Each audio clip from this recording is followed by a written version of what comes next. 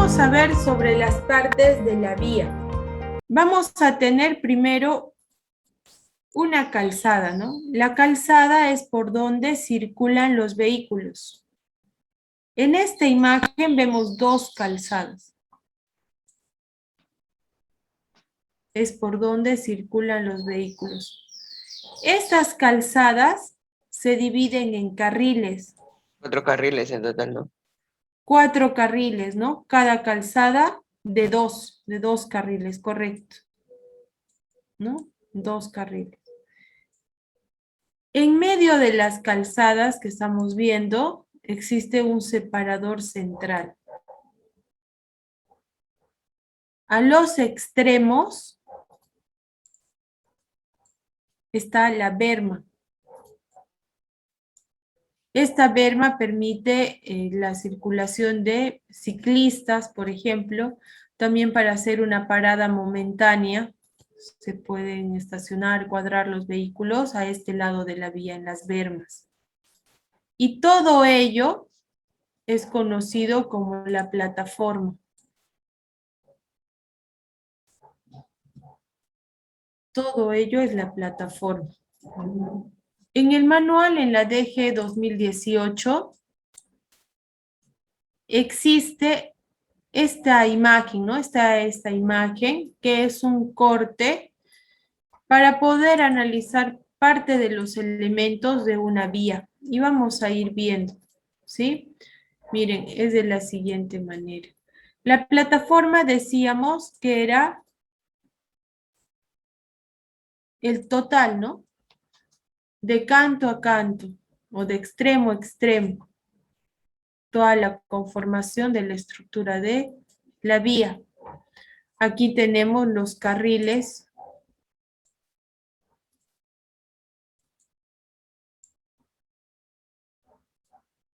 Los carriles que conforman la calzada.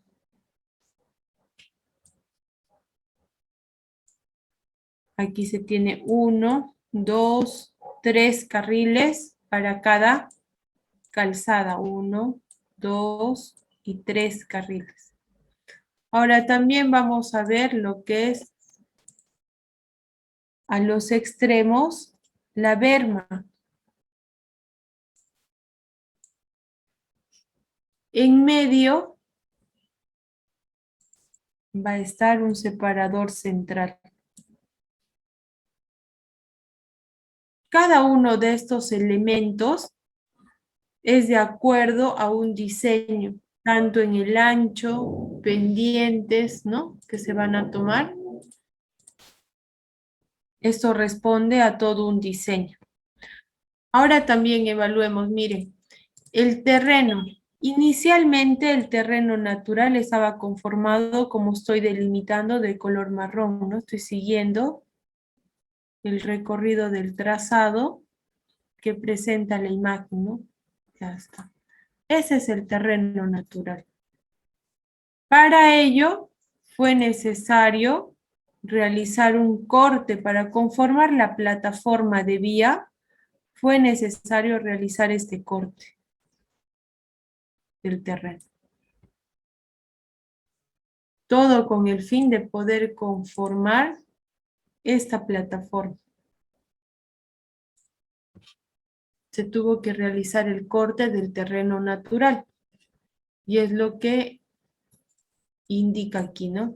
Terreno natural. Se tuvo que realizar ese corte. Pero además, se tuvo que conformar un terraplén, un relleno. Un relleno, ¿no? Así es, así como se tuvo que realizar un corte, se tuvo que trabajar en la conformación de un terraplén, un relleno. ¿Sí? Ahora, el corte de material que estamos viendo en rojo pudo ser incluso vertical o tener una inclinación. ¿De qué va a depender esto? Del tipo de material, del tipo de suelo, las características geomecánicas que tenga este terreno.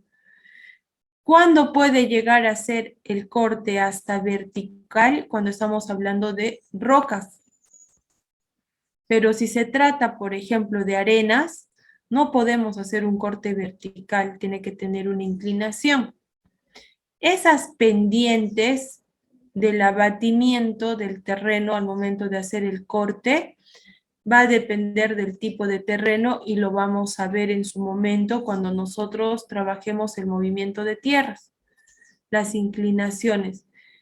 Pero cabe resaltar que al momento de generar estos cortes, estamos generando un talud artificial, ¿no? Porque interviene la mano del hombre. Y esto es parte de una ciencia, es más compleja para analizar lo que viene a ser el análisis de estabilidad de taludes. Ese análisis de estabilidad de taludes debe de ser también un estudio que se haga, es un estudio complementario al proyecto del diseño de carreteras. Sabemos que en este sistema, en el comportamiento de los taludes, intervienen varios parámetros. Lógicamente, todos los parámetros geomecánicos del terreno, influye también la estratigrafía de cada uno de los estratos, la orientación que van a tener, el rumbo, el buzamiento de estos estratos, la carga que se va a ejercer sobre el talud, la infiltración, por ejemplo. Hay que hacer un estudio hidrológico también para contemplar si es que el agua influye, ¿no?, al momento de la estabilidad del talud. Es por eso que a manera de ejemplo en el manual presentan banquetas, ¿no? Banquetas, dice, ¿no? Para cortar el talud. Pero esa es una alternativa de solución. Repito, ¿no? Para que se haga el corte, el análisis de estabilidad de taludes, es un estudio complementario al diseño. Se tiene que evaluar la estabilidad y todas las condiciones y parámetros que van a intervenir en este sistema para poder evaluar. En ejemplo se pone ahí que se puede contemplar banquetas, ¿no? Pero también se sabe que se debe de ejercer carga en el pie del talud para tratar de estabilizar, ¿no? Entonces son varios criterios, el chocreteo también, por ejemplo, ¿no? Varias técnicas que se usan para poder estabilizar, pero eso es un estudio complementario. También aquí está mencionando las zanjas de coronación. Esas zanjas de coronación, como su nombre indica, son zanjas que se ubican en la corona del talud, en la parte superior. Por eso lleva el nombre de zanja de coronación, en la parte superior, en la corona o cabecera del talud. Revestida de ser necesario, quiere decir revestida de concreto si es que es necesario. ¿En qué caso se recomienda de que estas zanjas de coronación sean revestidas de concreto? Cuando la precipitación es mayor a 500 milímetros por hora. Entonces hay que tener en cuenta esa cantidad en cuanto a la lluvia, porque si es bastante la precipitación en esa zona, entonces es necesario evacuar con mayor facilidad, con mayor rapidez el agua hacia una cuneta, ¿no?, que se encuentra en la parte inferior, a las cunetas laterales, que se encuentran en la parte inferior, ¿no?, de manera lateral durante todo o por todo el recorrido de la vía, de forma lateral. Entonces se tiene esa zanja de coronación que capta todo el agua de lluvia en la parte superior a fin de evitar cargas en el talud, lo cual se desencadenaría en deslizamientos. Entonces, para evitar y prevenir ello o mitigar, hay que tratar de considerar esas zanjas de coronación en la parte superior. Ahora aquí también menciona lo que son las cunetas, ¿no? Las cunetas. Las cunetas se encuentran en la parte inferior, ¿sí? En la parte inferior de manera lateral. Aquí está el talud del terraplén que se ha conformado, el relleno, el talud de relleno. Hay zanjas, ¿no? Parte de todo un sistema de drenaje. Y hablamos de una holgura a ambos extremos, ¿no? Holgura, holgura. Es que esto es parte del derecho de vía. Recuerdan que hace un momento explicábamos que toda carretera es construida dentro de una faja de terreno conocida como derecho de vía. Ahí está, ¿no? Ahí indica también en esta parte, ¿no? Derecho de vía. Es parte del derecho de vía, ¿sí? Entonces, todos estos elementos nosotros lo vamos a ir revisando a medida que vayamos diseñando la carretera. Vamos a ir viendo cada uno de estos elementos. Y es así que el manual, la DG 2018, clasifica todas estas vías en 3 criterios. El primero es la clasificación de su función, la red primaria, red y la red terciaria o local, también conocidas como sistema nacional, sistema departamental y sistema vecinal. Ya el nombre nos da un indicativo de la envergadura que tiene cada una de estas redes o sistemas, ¿no? La primera, que es un sistema nacional, dice, está conformado por carreteras que unen las principales ciudades de la nación con puertos y fronteras. Sistema departamental es la red vial circunscrita a la zona de un departamento o en zonas de influencia económica, que son las troncales, ¿no? El sistema vecinal, que es algo más específico aún, son esos caminos troncales, vecinales, caminos rurales, alimentadores, que unen las aldeas y pequeños asentamientos poblacionales.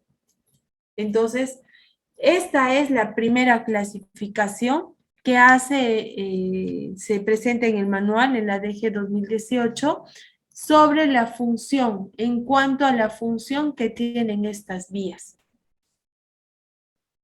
La segunda clasificación es por la cantidad de vehículos que circulan por estas vías. Y eso es tomando en cuenta el IMD. El IMD es el índice medio diario. El IMD es la cantidad de vehículos por día. Es el índice medio diario. Para calcular el índice medio diario se hace el estudio de demanda vehicular. Es todo un proceso que también lo vamos a desarrollar. Es el índice medio diario para saber la cantidad de vehículos que van a circular por el proyecto que se está planteando. Cuando este IMD resulta mayor a 6,000 vehículos al día, estamos planteando una autopista de primera clase. Cuando se encuentra o fluctúa entre 4,001 a 6,000 vehículos al día, es una autopista de segunda clase. Y vamos disminuyendo. De 2,001 a 4,000 vehículos al día es una carretera de primera clase. Ya no hablamos de autopista y vamos a ver sus características. Cuando se encuentra entre 400 a 2,000 vehículos al día, es una carretera de segunda clase. Cuando el IMD es menor a 400 vehículos por día, es una carretera de tercera clase. Y finalmente, cuando es menor a 200 vehículos por día, se trata de una trocha carrozable. Entonces, ahora lo que vamos a hacer es detallar cada una de estas clasificaciones que presenta la norma, ¿no? Y partimos con las autopistas de primera clase, también conocidas como clase superior. El IMD es mayor a 6.000 vehículos por día, lo que veíamos hace un momento, ¿no? Es mayor a 6.000 vehículos por día.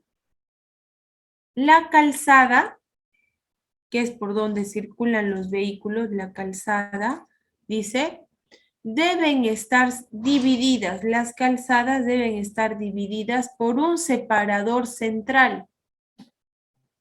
Este separador central, ¿no? Debe de tener un ancho mínimo de 6 metros. El separador central debe tener un ancho mínimo de 6 metros. Y las calzadas deben de contar con 2 a más carriles. Esta calzada, por ejemplo, ¿es de cuántos carriles? 1, 2, 3, 4 carriles. Entonces acá las calzadas deben contar con 2 o más carriles correctos, ¿no es cierto? Y los anchos de cada carril deben de ser de 3,60 metros como mínimo. Las bermas, que recordemos se encuentran en la parte exterior, ¿no? De la vía, de la plataforma. Estas deben de medir entre 1,80 m a 2,50 m. Y la superficie de rodadura debe de ser pavimentada. Entonces, esto nos da una idea que cuando nosotros desarrollemos el cálculo de estudio de demanda vehicular para determinar el índice medio diario, ¿no? Del estudio del proyecto, ya por la cantidad de vehículos que van a circular al día, vamos a ver a cuál de estas clasificaciones pertenece. Y de acuerdo a ello, vamos a ir evaluando las características que va a tener esa vía. Como veíamos hace un momento, ¿no? Las autopistas de primera clase ya nos indican de qué dimensiones deben ser cada uno de los elementos que conforman la vía. Tenemos las autopistas de segunda clase, también conocidas como multicarril. Estas autopistas de segunda clase, veíamos que el IMD está entre 4.001 a 6.000 vehículos por día. El separador central puede variar, dice, de 1 metro hasta 6 metros. En las autopistas de primera clase, que hace un momento revisamos, este separador mínimo debía de medir 6 metros. Pero en esta clasificación, que son las autopistas de segunda clase, este separador puede medir entre 1 metro a 6 metros. Y las calzadas deben de contar con 2 a más carriles de 3,60 metros de ancho como mínimo. Eso de manera similar, ¿no? A lo que vimos en las autopistas de primera clase. Lo que varía es el ancho del separador central. La superficie de rodadura también debe de ser pavimentada. Y las bermas. En las autopistas de primera clase, las bermas medían de 1,80 m a 2,50 m. Aquí se puede considerar bermas de 1,5 m a 2 metros. Entonces vamos detallando cada una de estas clasificaciones de acuerdo a la demanda vehicular. Y dejamos de lado ahora las autopistas y vamos a ver las carreteras. Las carreteras son cuando el IMD se encuentra o fluctúa entre 2.001 a 4.000 vehículos por día. Aquí no existe separador central. Aquí es una sola calzada. No son 2 calzadas con un separador central como veíamos en las autopistas. Aquí no existe separador central, es una sola calzada. Esta calzada debe de ser de 2 carriles. Cada una o cada carril de 3,60 metros de ancho como mínimo. La superficie tiene que ser pavimentada. Y las bermas, que también se van a considerar en ambos extremos, de 1,20 m a 1,80 m. Entonces, esa es la diferencia que existe con las autopistas. Y eso va a depender de la cantidad de vehículos que circulen por esa vía o vayan a circular por esa vía, porque todo proyecto se hace a futuro, ¿no? Que vayan a transitar, circular por este lugar. Carretera de segunda clase. El IMD se encuentra entre 400 a 2,000 vehículos por día. La calzada, nuevamente es una carretera, ¿no? La calzada es de 2 carriles y cada carril con un ancho mínimo de 3,30 metros. En las carreteras de primera clase, el ancho mínimo era 3,60 metros. Aquí puede ser de 3,30 metros. La superficie debe ser pavimentada y las bermas serán con un ancho entre 1,20 m a 1,50 m. Esas son las características para las carreteras de segunda clase. Las carreteras de tercera clase.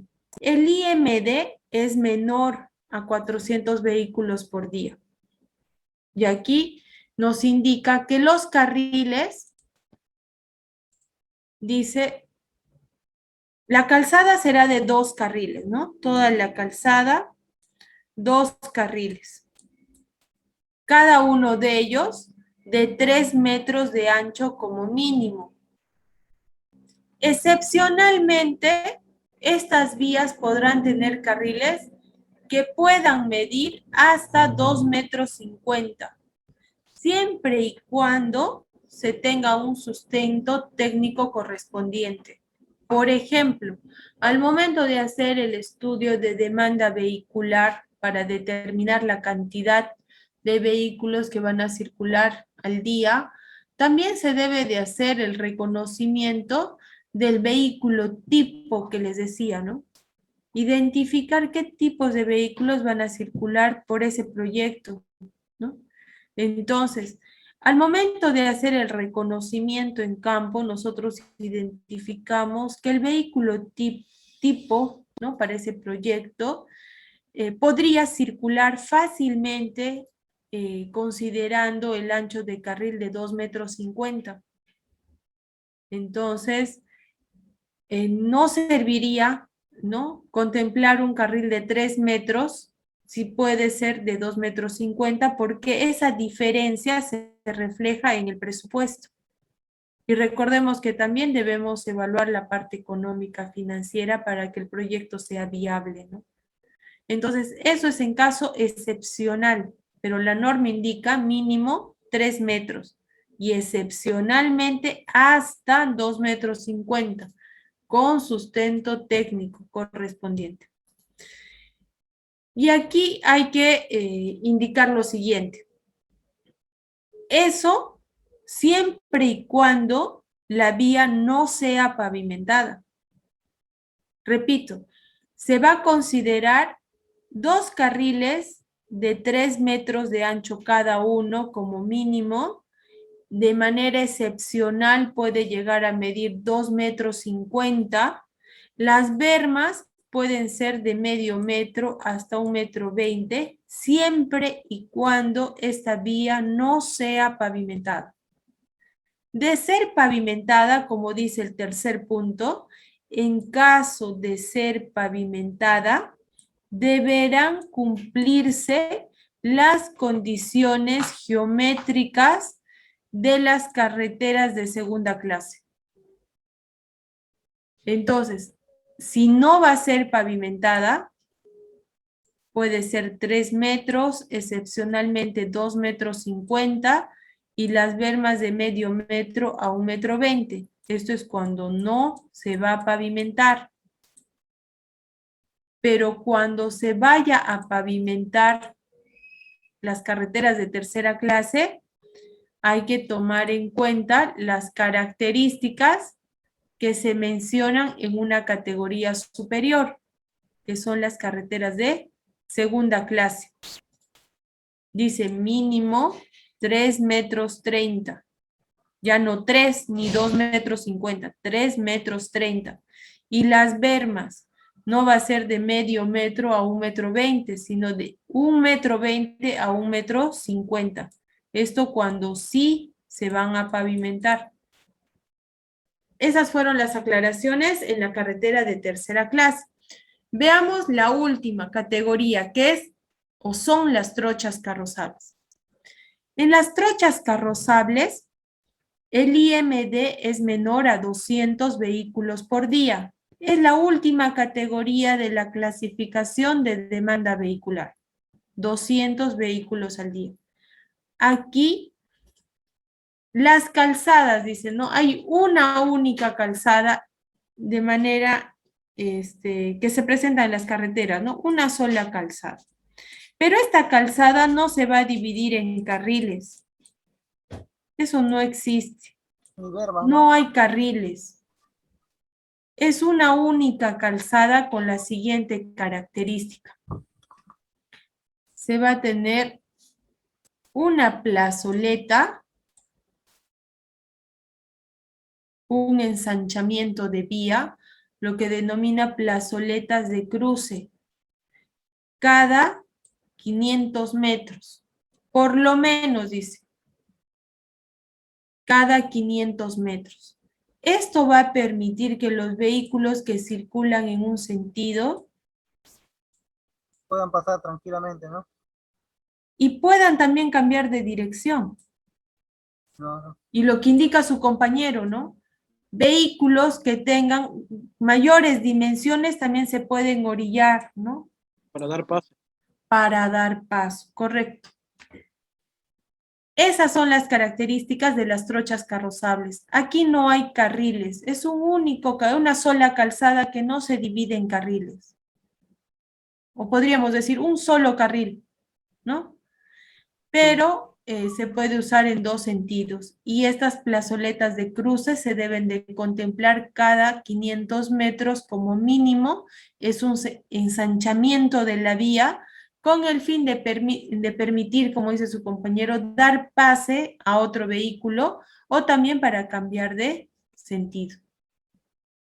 Y dice, la superficie de rodadura puede ser afirmada o sin afirmar, pero no habla de pavimentar. ¿Y es puede ser por eso, pavimentada, profesora, o no? para pavimentar tendríamos que considerar las condiciones que veíamos en las carreteras, incluso de segunda clase, porque las carreteras de tercera clase, cuando se van a pavimentar, como indica, en caso de ser pavimentadas, deberán cumplirse en condiciones geométricas de las carreteras de segunda clase. Mínimamente se tendrían que cumplir con estas especificaciones, estos parámetros para pavimentar esas trochas carrozables. Mínimamente, ¿no? De que se puede pavimentar, claro, se tiene que trabajar en ello y además se tiene que hacer todo un diseño para cumplir los requisitos de las carreteras de segunda clase. ¿Sí? Entonces, estas son las trochas carrozables y como les decía, aquí no habla de pavimentar. Y es por eso que estas trochas en este tipo de vías no existe lógicamente señalización horizontal, ¿no? No se puede demarcar la plataforma. Las condiciones son como vemos, ¿no? La superficie de rodadura por donde circulan los vehículos es el terreno natural. No tiene cunetas, no tiene obras de arte, no vemos, ¿no? Un sistema de drenaje, ¿no? Y esto agrava la circulación en época de lluvias. Y es por eso que los vehículos que vayan a circular por este tipo de vías deben de tener, necesitan mayor potencia. Entonces vamos a ver una tercera clasificación según la orografía. Viene a ser la pendiente. Terreno tipo 1 que es el terreno llano, ¿no? O plano. El terreno tipo 2, que es el terreno ondulado. El terreno tipo 3, que es accidentado o montañoso. Y por último, un terreno tipo 4, que es el terreno muy accidentado o también conocido como escarpado. Y aquí podemos ilustrar cada uno de estos terrenos, ¿no? El terreno tipo llano, el terreno tipo 2, que es el ondulado, el terreno tipo 3, el accidentado, el terreno tipo 4, el escarpado. Cuando nosotros hacemos el cálculo de la pendiente del terreno, podemos tener resultados en grados, como también podemos dar resultados en porcentaje, cuando hablamos de pendiente, pendiente topográfico. La pendiente en general, ¿no? Se puede medir en grados o en porcentaje. Cuando ese resultado se encuentra entre 5.7 grados, entre 0 a 5.7 grados, estamos hablando de un terreno tipo 1, conocido como plano o también llano. ¿O qué es lo mismo? A 0% hasta 10%. El terreno tipo 2 se encuentra entre 5.7 grados hasta 26.6 grados y en porcentaje de 10 a 50%. Es el terreno tipo 2. El terreno tipo 3 fluctúa entre 26.6 grados hasta 45 grados y en porcentaje de 50 a 100%. Terreno tipo 3. Y el terreno tipo 4 cuando se supera 45 grados o el 100%. Terreno tipo 4. Entonces, ahora nosotros vamos a ver la descripción de cada uno de estas categorías en esta tercera clasificación. El terreno tipo 1, conocido también como terreno plano o terreno llano, tiene la siguiente característica. El terreno natural, como vimos, ¿no? Fluctúa entre 0 grados hasta 5.7 grados, ¿no? Este tipo de terrenos, planos o llanos, dice, la pendiente transversal del eje es menor o igual al 10%. Y es lo que vimos acá. Es menor al 10%. Claro, porque está entre 0 a 10%, ¿no? La pendiente transversal. Entonces veíamos este terreno tipo 1, terreno plano. Y el eje transversal era como revisamos hace un momento, menor o igual a 10%. La construcción en este tipo de topografía es muy caro. Lógicamente, porque si el terreno es plano, al momento de conformar la plataforma, vamos a tener que construir un terraplén, un relleno. Y sobre este se tendrá que construir o conformar la plataforma, ¿no? Lo que veíamos, las calzadas, según correspondan, ¿no? Los carriles, las bermas. Entonces, todo esto sobre el terraplén, porque es un terreno plano. Y lógicamente, el conformar ese terraplén será con material de cantera, material de préstamo, se tendrá que traer, ¿no? Para conformar este terraplén. Y eso se refleja en el presupuesto. Entonces, por ello que menciona que la construcción en este tipo de topografías es muy caro. Se tiene que efectuar rellenos para tener la calzada y este material debe de ser acarreado de canteras y se deben de utilizar maquinaria pesada como cargadores frontales y volquetes.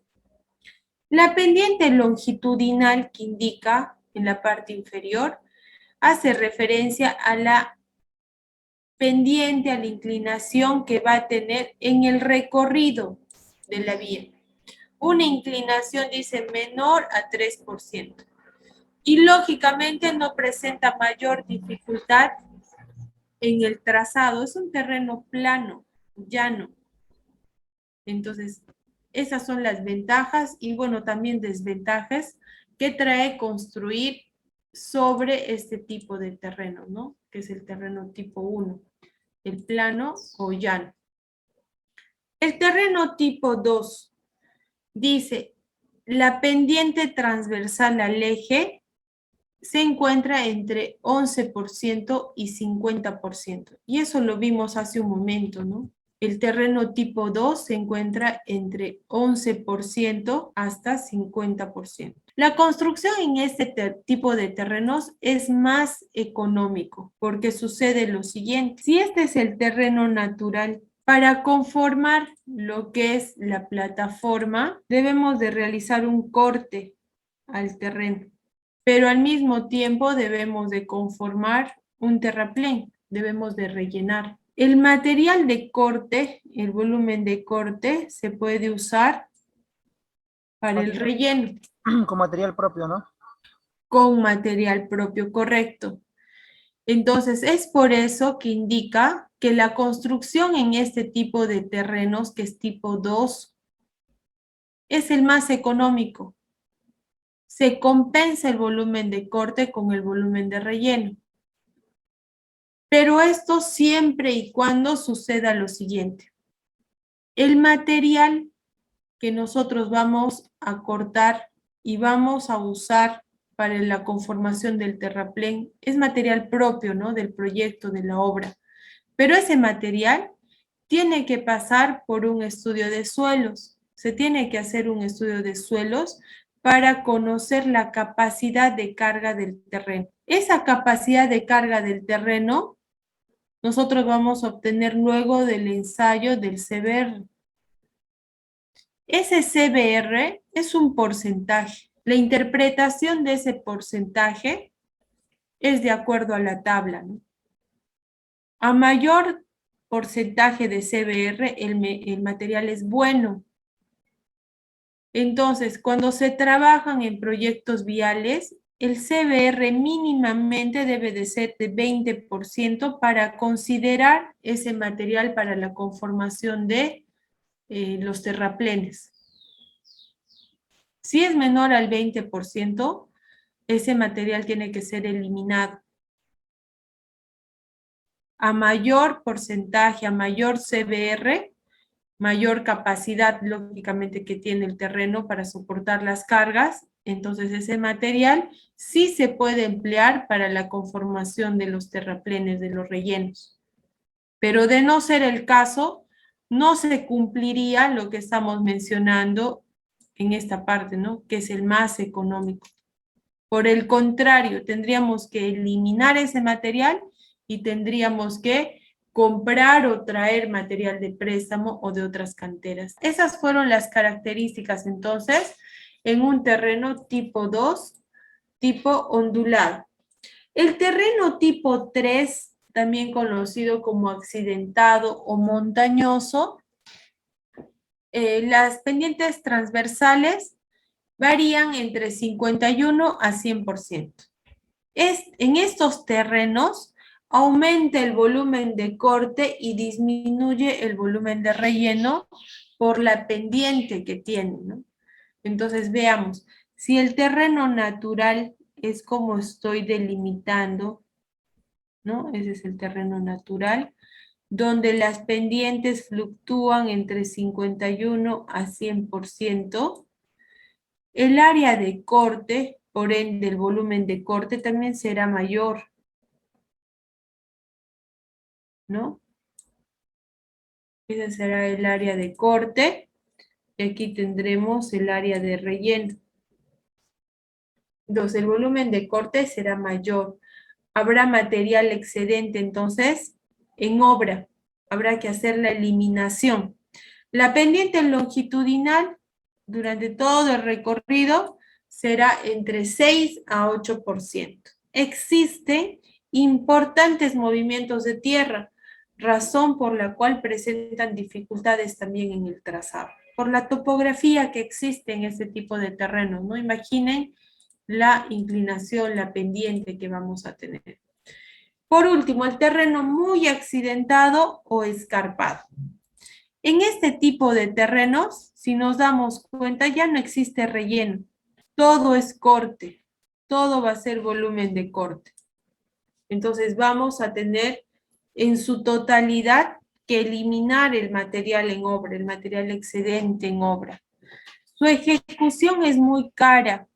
Se necesita de explosivos y perforadoras, maquinaria pesada para poder hacer la eliminación del material excedente. La pendiente longitudinal es superior al 8%. Máximo movimiento de tierra, razón por la cual presenta grandes dificultades en su trazado. Si nosotros vamos a comparar, revisar acá el terreno tipo 1, ¿no? Al 100% en este tipo de terrenos es relleno, ¿no? Todo es relleno. Ahora pasamos al tipo 4 y todo es corte. Si vemos una comparación entre tener que conformar un terraplén o tener que eliminar el material excedente en obra, es conveniente el relleno, porque aquí nosotros vamos a traer material de las canteras, vamos a traer material de préstamo para conformar estos terraplenes. Pero si nosotros comparamos con el terreno tipo 4, las tareas son mayores, debemos de eliminar desde los explosivos, empecemos por los explosivos, ese es un presupuesto aparte, ¿no? Las perforadoras, la maquinaria pesada, la eliminación de material excedente, y hay que solicitar permisos para disponer, eliminar ese material en puntos autorizados, ¿no? No podemos generar botaderos clandestinos, se tiene que pedir permiso para hacer la eliminación del material excedente. Entonces, esto dificulta muchas veces el proceso constructivo de los proyectos viales. Entonces, haciendo una comparación entre el terreno tipo 1 y tipo 2, a veces resulta conveniente trabajar por esos criterios, esas razones sobre un terreno tipo 1.